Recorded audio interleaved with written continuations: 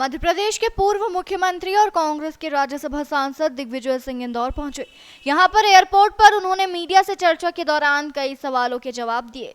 भाजपा द्वारा आपातकाल को लेकर किए जा रहे कार्यक्रमों से जुड़ा था, जिसमें उन्होंने कहा कि 50 साल पुराना मुद्दा है, जो कि एक गैर राजनीतिक मुद्दा है, लेकिन उसे राजनीतिक रूप देकर विभाग द्वारा बकायदा आदेश जारी किए जाते हैं कि इसे 1 साल तक अभियान के रूप में चलाया जाए। जबकि भाजपा की सरकार में मौलिक अधिकारों का हनन हो रहा है। उनके द्वारा पिछले दिनों सोशल मीडिया पर लिखी गई बात को लेकर कहा कि प्रदेश में किस तरह से आदिवासियों के घर उजड़ रहे हैं, तोड़े जा रहे हैं, वह गलत है।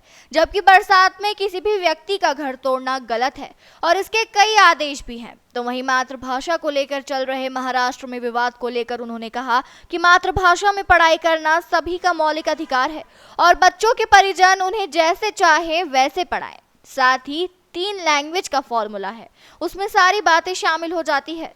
वहीं बिहार चुनाव को लेकर उन्होंने कहा कि चुनाव आयोग द्वारा एक फॉर्म दिया गया है, जिसमें जिनके वोट है वह उस फॉर्म को फिलअप करे और उसमें पासपोर्ट है कि नहीं, ऐसी कई जानकारियां दी गई। ऐसे कई लोग हैं जिनके पास पासपोर्ट जैसी सुविधाएं नहीं है और यह एक तुगलक फरमान बताते हुए चुनाव आयोग पर ही सवाल खड़े किए गए हैं। ये पहली बार हुआ है कि केंद्र सरकार ने एक राजनीतिक मुद्दे को, अराजनीतिक मुद्दे को राजनीति के रूप में पूरे देश में 1 साल तक अभियान चलाने के निर्देश दिए हैं। मेरे पास सेक्रेटरी कल्चर का पत्र है कि किस प्रकार से ये आदेश दिया गया है कि इनके इमरजेंसी खिलाफ एक अभियान चलाओ। अरे 50 साल पुरानी बात है।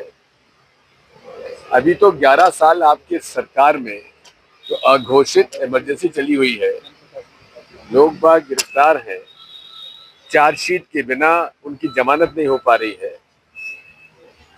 ये तो अघोषित इमरजेंसी और अघोषित तरीके से जो संविधान के खिलाफ कार्रवाई की जा रही है, लोगों के अभिव्यक्ति के अधिकार को छीना जा रहा है, ये उससे भी ज्यादा खतरनाक है। दत्तात्रेय भोसले कह रहे हैं कि जिन लोगों ने इमरजेंसी लगाई वो अब जेब में संविधान लेकर घूम रहे हैं।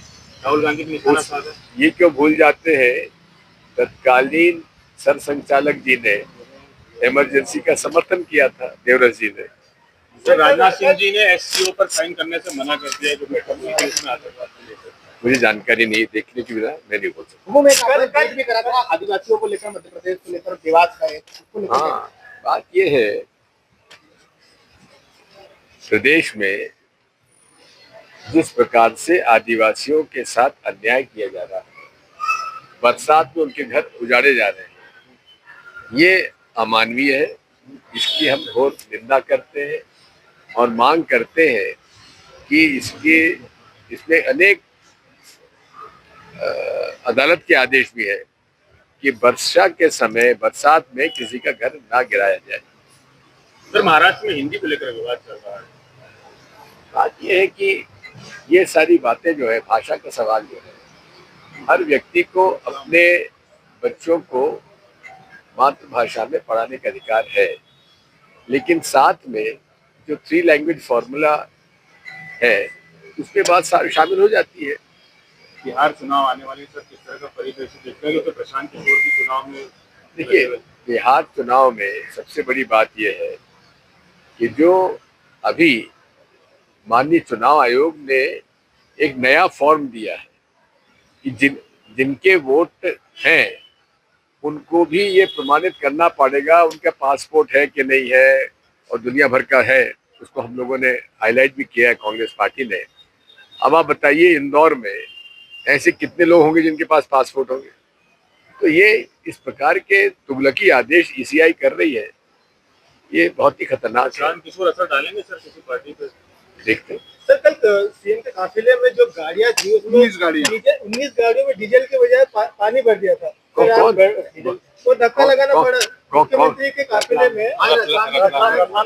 कौन कारीगर है ये?